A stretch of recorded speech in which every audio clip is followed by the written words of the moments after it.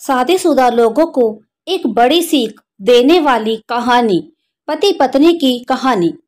पत्नी ने न जाने क्या किया था कि पति ने उसे एक के बाद एक कई थप्पड़ जड़ दिए। हमेशा हर सिचुएशन को शांति से हैंडल करने वाली पत्नी भी इस बार इतनी अशांत हो उठी कि उसने अपनी चप्पल ही निकालकर पति की ओर फेंकी। चप्पल पति के बालों को छूते हुए निकल गई। ये किस्सा यहीं पर खत्म हो सकता था, मगर पति ने इसे अपनी मर्दानगी का विषय बना लिया और बात बद से बदतर होती चली गई।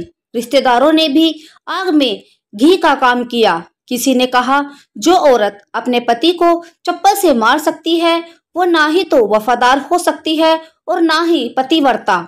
ऐसी औरत परिवार ही नहीं पूरे समाज पर कलंक की तरह है। बीवी के पक्ष वाले कहाँ पीछे रहने वाले थे। किसी ने कहा, 21वीं सदी में भी जो स्त्री के साथ मारपीट करते हैं उन्हें तो जेल भेज देना चाहिए।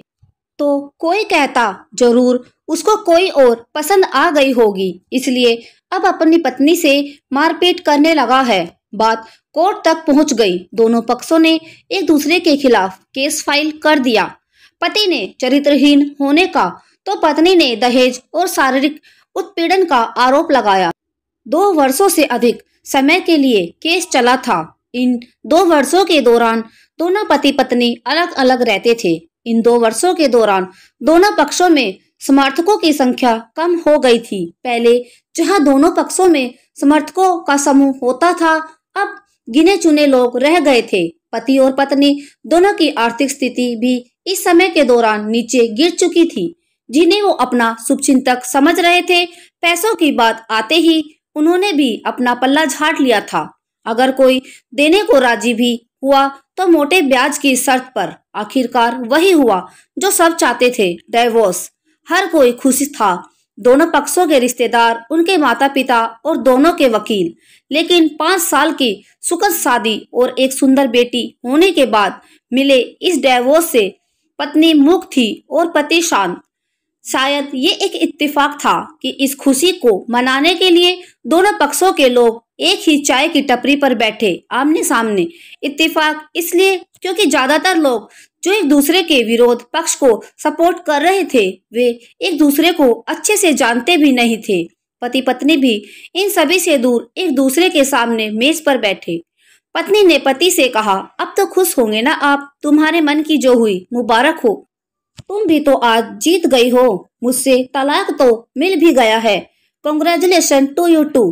पति ने कहा, तलाक को तुम जीत का प्रतीक समझते हो? पत्नी ने पूछा। पति चुप रहा। थोड़ी देर की शांति के बाद पति ने कहा, मुझे तुम्हें 5 लाख रुपए अभी और हर महीने 8,000 रुपए देने का आदेश है। अभी मेरे पास पैसे नहीं है, इसलिए हमारा मतलब मेरा तो सिटी में फ्लैट है, उसे तुम्हारे नाम कर देता हूँ। पत्नी बोली, लेकिन उस फ्लैट की कीमत तो 18 लाख की है। हाँ, लेकिन हमारी बेटी तुम्हारे साथ है और आगे जाकर उसके खर्चे भी बढ़ेंगे तो थोड़ी आसानी होगी। पति ने कहा, नहीं नहीं, मुझे सिर्फ 5 लाख ही देना और तुम हर महीने 8,000 तो देने ही वाले हो। मैं मैनेज कर लूंगी। अगर 5 लाख नहीं है तब भी कोई बात नहीं। पत्नी बोली। दोनों फिर से शांत हो गए। पति सोचने लगा, कितनी भोली और समझदार है ये औरत, जो कुछ समय पहले तक मेरी पत्नी थी और अब अनजान। वे वही हैं जो हम कम से कम खर्चे में घर चलाती और पैसे बचाकर मेरे जन्मदिन और बर्थडे पर हमेशा मेरे लिए नए कपड़े खरीद लाती। कभी बीमार भी हो जाती तो पैसे बचाने के लिए मुझे मालूम न होने देती और घरेलू नुस्खे से अपना इलाज कर लेती। मगर घर में कोई और बीमार होता तो तुरंत डॉक्टर के पास लेकर जाती। मेरी हिम्मती मारी गई थी। मैं ही अपनी झूठी मर्दानगी के चक्कर में इतनी बड़ी गलती कर बैठा। पत्नी के दिमाग में भी उथल पुथल चल रही थी। अभी भी वैसा का वैसा ही है। पहले भी खुद से ज्यादा हमारे बारे में सोचता था और अब भी वही कर रहा है। ये वही आदमी है जो मुझे एक्सीडेंट से बचाने के लिए खुद मोटरसाइकिल के आगे कूद पड़ा था और अपनी उंगली तुड़वा बैठा था। पता नहीं कौन सी मनहूस घड़ी में मैं झगड़ा कर बैठी। पति ने मौन तोड़ते हुए पूछा, अब तुम्हारे कमर का दर्द कैसा है? ज्यादा तकलीफ तो नहीं होती? पत्नी हल्का सा मुस्कुराई और बोली, अभी भी होता है, अब तो पेट में भी क्रम्स उठते हैं। वो तो होगा ही, तुम योगा या कसरत भी तो नहीं करती हो। अब कहीं गायकोलॉजिस्ट को जरूर दिखा लेना, पति ने कहा। तुम बताओ, तुम्हारा अस्थमा कैसा है अब? क्या अब भी दौरे पड़ते हैं? पत्नी ने पूछा। हाँ, पड़ते हैं, पहले से ज्यादा, क्योंकि अक्सर इनहेलर लेना भूल जाता हूँ, याद दिलाने के लिए तुम जो नहीं हो अब, पति बोला। पत्नी की आंखों में आंसू आ गए। वो बोली, तुम्हें मेरे चरित्र पर सवाल नहीं उठाने चाहिए थे, तो ये परिस्थिति आती ही नहीं। हाँ, मैं जानता हूँ, तुम बहुत अच्छी हो। मुझसे गलती हो गई, बहुत बड़ी गलती। मैं लोगों के बहकावे में आ गया, पति बोला। तुमने भी तो मुझ पर दहेज का इल्जाम लगाया था, वो बोला। गलत था, और इस बात का मुझे भी पछतावा हुआ, पत्नी ने कहा। पति कुछ कहना चाह रहा था, लेकिन हिचकिचा रहा था। पत्नी ने पूछा, कुछ कहना चाहते हो? वो बोला, क्या सब पहले जैसा हो सकता है?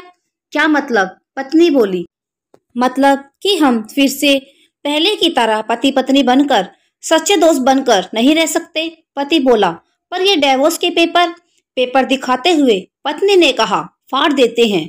पति ने अपने पास रखे डिवोर्स के पेपर फाड़ते हुए कहा। पत्नी ने भी अपने पास रखे पेपर फाड़ दिए। सभी हैरान थे, वकील, रिश्तेदार और माँ बाप।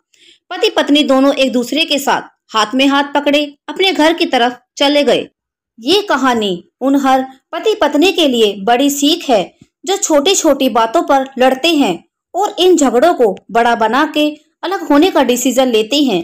प्यार और झगड़ा तो एक सिक्के के दो पहलुओं की तरह हैं। दोनों को स्वीकार करना होगा, तभी ये पवित्र रिश्ता उसकी मंजिल तक पहुंच पाएगा।